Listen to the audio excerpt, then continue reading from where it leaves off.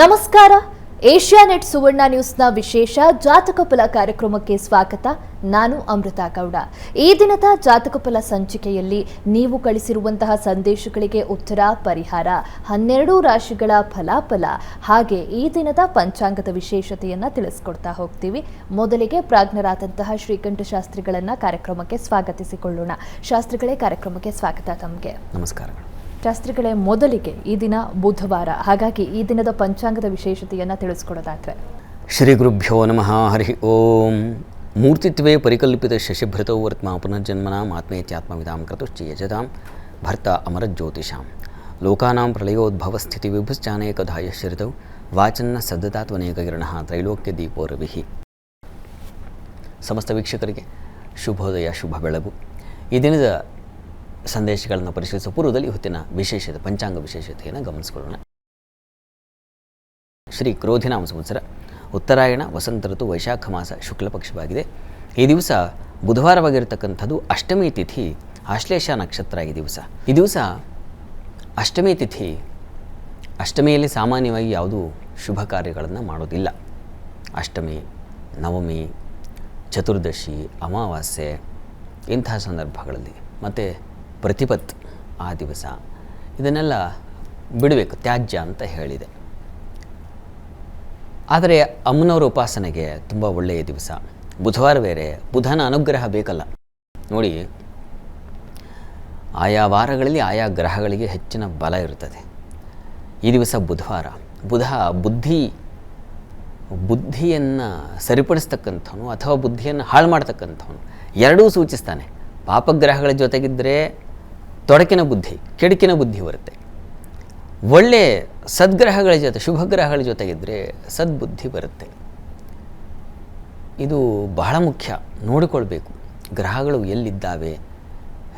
ಯಾವ ಜಾತಕದಲ್ಲೂ ಅಷ್ಟೇ, ಬುಧಗ್ರಹ ತುಂಬ ಚೆನ್ನಾಗಿದ್ದರೆ ಒಳ್ಳೆಯ ವಿದ್ಯಾವಂತರಾಗ್ತಾರೆ, ಒಳ್ಳೆಯ ಬುದ್ಧಿವಂತರಾಗ್ತಾರೆ. ಅಲ್ಲಿ ಲಿಪಿಗಣಿತಾದಿ ಕಾವ್ಯಶಿಲ್ಪಿ ಅಂತ, ಲಿಪಿಶಾಸ್ತ್ರ, ಕಾವ್ಯಶಾಸ್ತ್ರ, ಗಣಿತಶಾಸ್ತ್ರ ಇಂಥವುಗಳಲ್ಲಿ ಪಟುತ್ವ ಬರುತ್ತೆ, ಕಲಾವಿದರಾಗೋ ಸಾಧ್ಯತೆ ಶುಕ್ರನ ಜೊತೆಗಿದ್ದರೆ. ಹೀಗೆ ಒಂದೊಂದು ಗ್ರಹಕ್ಕೆ ಒಂದೊಂದು ಅದರದೇ ಆದ ಒಂದು ಮಹತ್ವ ಇದೆ, ಒಂದು ದಾರಿ ಇದೆ. ವಿದ್ಯಾರ್ಥಿಗಳಿಗೆ ಎಷ್ಟೋ ಸಂದರ್ಭದಲ್ಲಿ ಏನನ್ನು ಆಯ್ಕೆ ಮಾಡಿಕೊಳ್ಬೇಕು ಅನ್ನೋದು ಒಂದು ಗೊಂದಲ ಆಗುತ್ತೆ. ಆ ಜಾತಕವನ್ನು ನೋಡಬೇಕು, ಯಾವ ಗ್ರಹ ಬಲವಾಗಿದೆ. ಬುಧ ಗ್ರಹ ಬಲವಾಗಿದ್ದಾನ, ಗುರು ಬಲವಾಗಿದ್ದಾನ. ಗುರು ಚೆನ್ನಾಗಿದ್ದರೆ ಲಾ ಅಥವಾ IAS KS ಮಾಡಲಿಕ್ಕೆ, ಯಾಕೆಂದರೆ ಅದು ಆಡಳಿತಾತ್ಮಕವನ್ನು ಸೂಚಿಸುತ್ತೆ, ವಿವೇಕವನ್ನು ಸೂಚಿಸ್ತಕ್ಕಂಥದ್ದು. ಸಮಾಜದಲ್ಲಿ ಈ IAS KS ಮಾಡಿರ್ತಕ್ಕಂಥವ್ರು ಆ ಒಂದು ಜವಾಬ್ದಾರಿ ಹೆಚ್ಚಿರ್ತದೆ ಜಿಲ್ಲಾಧಿಕಾರಿಗಳದ್ದು. ಅದೆಲ್ಲ ಆಗಲಿಕ್ಕೆ ಗುರುವಿನ ಅನುಗ್ರಹ ಬೇಕು. ರವಿಯೂ ಚೆನ್ನಾಗಿರಬೇಕು, ಆಡಳಿತವಾಗಿಯೂ ಅನುಕೂಲ ಇರಬೇಕಲ್ಲ. ರವಿ ಬುಧರಿದ್ದಾಗ ಮೆಡಿಕಲ್ ರಿಲೇಟೆಡ್ ಆಗಿರ್ತಕ್ಕಂಥದ್ದು, ಅಥವಾ ರವಿ ಜನನಾಯಕತ್ವವನ್ನು ಹೇಳ್ತಾನೆ. ಹೀಗಾಗಿ ರಾಜಕಾರಣ ಅಲ್ಲೂ ಏನೂ ತಪ್ಪು ಅಂತಲ್ಲ. ಈಗಿನ ಸಮಾಜದಲ್ಲಿ ಈಗ ರಾಜಕಾರಣ ಅಂದರೆ ಅದೊಂಥರ ತಿರಸ್ಕಾರ್ಯವಾಗಿದೆ. ಯಾಕೆ ಅಂತಂದರೆ ಹಾಗಿದ್ದಾರೆ ಅವರು. ಹಾಗಾಗಿ ಒಳ್ಳೊಳ್ಳೆ ರಾಜಕಾರಣಿಗಳ ಚಿಂತನೆಯನ್ನು ಮಾಡಿಕೊಂಡಾಗ ಬೇಕು. ಯಾಕಂದರೆ ಸಮಾಜದಲ್ಲಿ ಜನನಾಯಕರು ಹೇಗಿರ್ತಾರೋ ಹಾಗೆ ಜನಸಾಮಾನ್ಯರಾಗ್ತಾರೆ.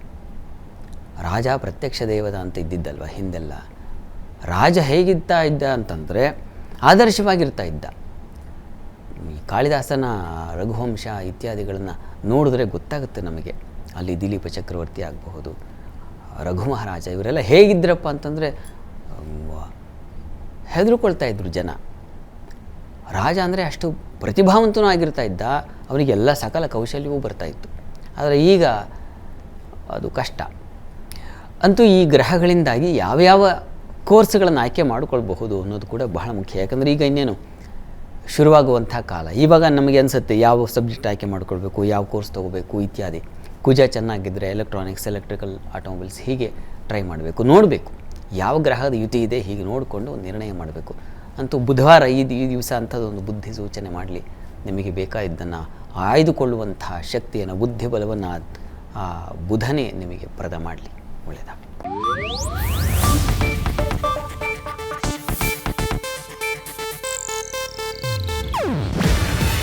ಇದು ಏಷ್ಯಾನೆಟ್ ನ್ಯೂಸ್ ನೆಟ್ವರ್ಕ್ ಪ್ರಸ್ತುತಿ. ನೀವು ನೋಡ್ತಿದ್ದೀರಾ ಏಷ್ಯಾನೆಟ್ ಸುವರ್ಣ ನ್ಯೂಸ್.